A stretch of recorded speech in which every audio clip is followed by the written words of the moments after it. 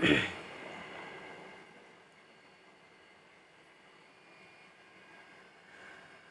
तो बच्चा लोग, आज हम लोग क्लास 12 फिजिक्स का 5वां पार्ट पढ़ेंगे।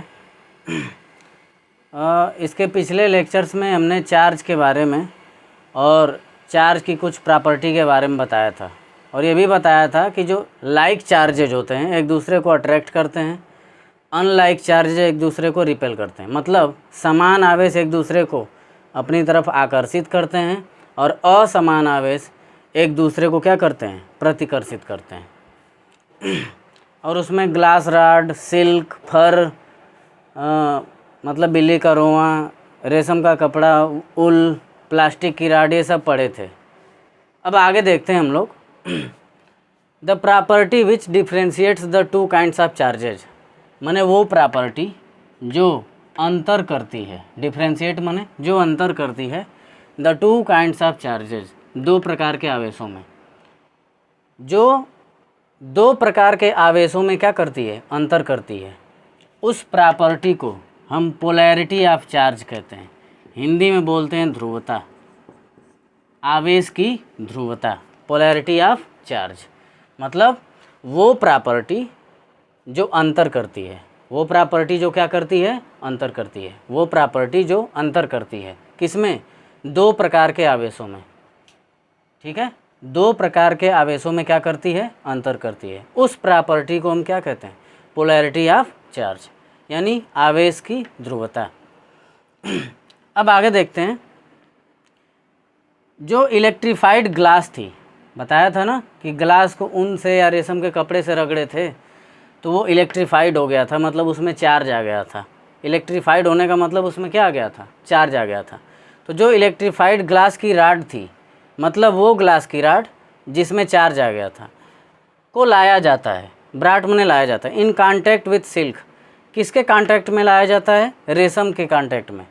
ठीक है, मतलब हमारे कहने का कि जिस रेशम में ग्लास की रॉड को रगड़े थे, उस रेशम के पास लाया जाए, किसको, ग्लास की रॉड को।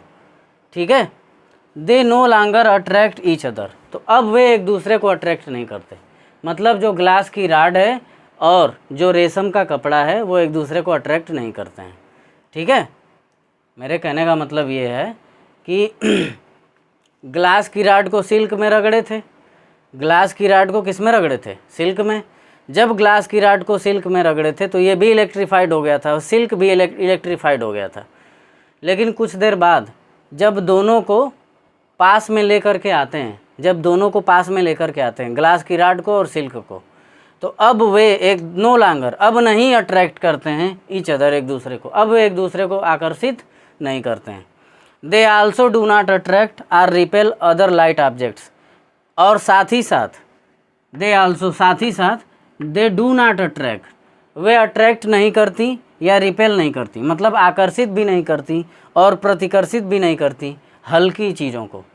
ठीक है, हमने बताया था ना कि जो ग्लास की रॉड थी या प्लास्टिक की रॉड थी, वो हल्की चीज़ों को अपनी तरफ क्या कर रही थी, अट्रैक्ट कर रही थी रगड़ने के बाद। सिल्क में या ऊल में, सिल्क में या ऊन में रगड़ने के बाद ग्लास की रॉड क्या कर रही थी, हल्की चीज़ों को अट्रैक्ट कर रही थी। और प्लास्टिक की रॉड बिल्ली के रोई में रगड़ने के बाद हल्की चीज़ों को अट्रैक्ट कर रही थी। लेकिन अब कुछ देर बाद क्या हो रहा है, वे हल्की चीज़ों को भी आकर्षित भी नहीं करती और प्रतिकर्षित भी नहीं करती। ठीक है, मेरे कहने का मतलब ये है कि जो इलेक्ट्रीफाइड ग्लास है, ग्लास की रॉड है जो कि सिल्क से रगड़ी गई थी, जब उसको सिल्क के ही पास लाया जाता है कुछ देर के बाद, तो अब वो सिल्क को, मतलब वो आपस में एक दूसरे को अट्रैक्ट नहीं करते। ना ग्लास रॉड सिल्क को अट्रैक्ट करेगी, ना ही सिल्क ग्लास रॉड को अट्रैक्ट करेगी। ठीक है, और साथ ही साथ ये ना तो सिल्क ना ही ग्लास की रॉड अब हल्के ऑब्जेक्ट को भी अपनी तरफ आकर्षित नहीं करेंगे और प्रतिकर्षित भी नहीं करेंगे। ठीक है, अब देखो हुआ क्या, आखिर में ये हो क्यों रहा है, अब क्यों अट्रैक्ट नहीं कर रहे हैं, रिपेल नहीं कर रहे हैं, अब क्या हो गया। पहले तो बड़ा कूद कूद के अट्रैक्ट कर रहे थे, बड़ा कूद कूद के रिपेल कर रहे थे, अब नहीं कर रहे हैं, क्या हो गया। अनलाइक चार्जेज माने असमान आवेश जो एक्वायर किया गया था, माने जो पाया गया था किसके द्वारा, ऑब्जेक्ट्स, चीज़ों के द्वारा, न्यूट्रलाइज और नलीफाई ईच अदर्स इफेक्ट। क्या करते हैं सब, एक दूसरे जो अनलाइक चार्जेज होते हैं, मतलब जो असमान आवेश होते हैं जो कि वस्तुओं में घुसा है, जो असमान आवेश है जो कि वस्तुओं में मिला है या वस्तुओं में घुसा है। एक वस्तु में एक तरीके का आवेश गया, दूसरे वस्तु में दूसरे तरीके का आवेश गया, ठीक है, तो क्या करती हैं, न्यूट्रलाइज कर देती हैं। न्यूट्रलाइज का मतलब उदासीन कर देती हैं, नलीफाई कर देती हैं। न्यूट्रलाइज कर देने का मतलब या नलीफाई करने का मतलब उदासीन कर देती हैं ईच अदर्स इफेक्ट, एक दूसरे के प्रभाव को। एक दूसरे का प्रभाव क्या था, या तो अट्रैक्ट करना या तो रिपेल करना, यही था ना भाई। एक दूसरे में चार्ज घुस गया था, और कैसा चार्ज घुसा था, असमान आवेश। असमान आवेश की बात कर रहे हैं, अनलाइक चार्जेज की बात कर रहे हैं। तो जो अनलाइक चार्जेज हैं जो कि ऑब्जेक्ट्स में हैं, ठीक है, वो एक दूसरे के इफेक्ट को क्या कर दे रहे हैं, न्यूट्रलाइज कर दे रहे हैं या नलीफाई कर दे रहे हैं, मतलब उदासीन कर दे रहे हैं, ठीक है। इसी वजह से जो आवेश हैं उनका नाम पड़ गया क्या, पॉजिटिव और नेगेटिव। क्यों ऐसा नाम पड़ा पॉजिटिव नेगेटिव, क्योंकि जितना पॉजिटिव है अगर उतना ही नेगेटिव है तो कट पीट के क्या आ जाता है, जीरो। तो जीरो ही तो बच रहा है। हाँ, जब ग्लास की रॉड को सिल्क के पास ले आ रहे हैं तो अब एक दूसरे को अट्रैक्ट नहीं कर रहे हैं, ना ही रिपेल कर रहे हैं, मतलब इसका भी जीरो हो गया। माने दोनों ने एक दूसरे के इफेक्ट को, दोनों ने एक दूसरे के प्रभाव को, सिल्क ने ग्लास रॉड के प्रभाव को और ग्लास रॉड ने सिल्क के प्रभाव को क्या कर दिया, उदासीन कर दिया। मतलब इसका क्या है, एक ठो प्लस है और एक ठो क्या है, माइनस है। तो प्लस वाले ने माइनस वाले को, जितना प्लस था उतना ही माइनस था भाई, जितना प्लस उतना ही माइनस होने पर क्या आ जाता है, जीरो, मतलब न्यूट्रलाइज हो जाता है। और ये जो कंसेप्ट है प्लस माइनस का, किसने दिया था, अमेरिकन साइंटिस्ट थे बेंजामिन फ्रैंकलिन। अमेरिकन साइंटिस्ट थे कौन, बेंजामिन फ्रैंकलिन। उन्होंने ये बताया था कि भाई हमको ये चीज़ कहाँ देखने को मिलती है, जितना प्लस होता है अगर उतना ही माइनस होता है तो प्लस माइनस कट पीट के क्या आ जाता है, जीरो।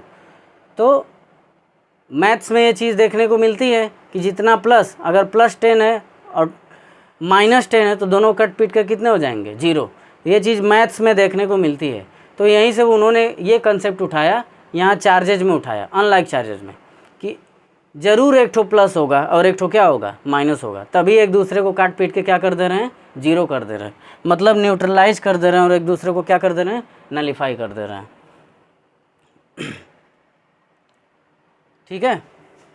तो वो प्रॉपर्टी जो दो प्रकार के चार्जेज में डिफ्रेंशिएट करती है, मैंने अंतर बताती है, वो प्रॉपर्टी जो दो प्रकार के चार्जेज में अंतर बताती है उसे पोलैरिटी ऑफ चार्ज कहते हैं, ठीक।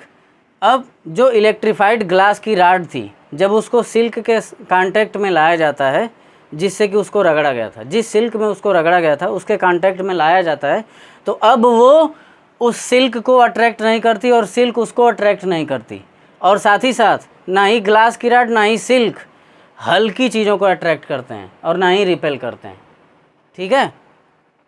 ऐसा क्यों हो रहा है भाई, ये दोनों अट्रैक्ट कर रहे थे और हमने पीछे पढ़ाया था कि जो लाइक चार्जेज होते हैं अट्रैक्ट करते हैं, तो कैसे अनलाइक चार्ज होते हैं वो अट्रैक्ट करते हैं। तो कैसे पता कि इनका अनलाइक चार्ज है, इसमें कुछ अलग इसमें कुछ अलग है, क्योंकि ये दोनों एक दूसरे को क्या करते हैं, अट्रैक्ट करते हैं। अट्रैक्ट करते हैं मतलब दोनों अनलाइक हैं, ठीक है। तो इसी बेसिस पे बताया गया कि अनलाइक चार्जेज जो कि वस्तुओं में है, ठीक है, असमान आवेश जो कि वस्तुओं में है, वो क्या करता है, एक दूसरे के इफेक्ट को क्या करते हैं, वो न्यूट्रलाइज कर देते हैं या फिर नलीफाई कर देते हैं, मतलब उदासीन कर देते हैं। और ये कंसेप्ट, ये फिलॉसफी कहाँ से ली गई, मैथ से ली गई, कि जितना प्लस होता है अगर उतना ही माइनस हो तो कट क्या आ जाता है, जीरो। और ये फिलॉसफी किसने दी, बेंजामिन फ्रैंकलिन ने, जो कि अमेरिकन साइंटिस्ट थे।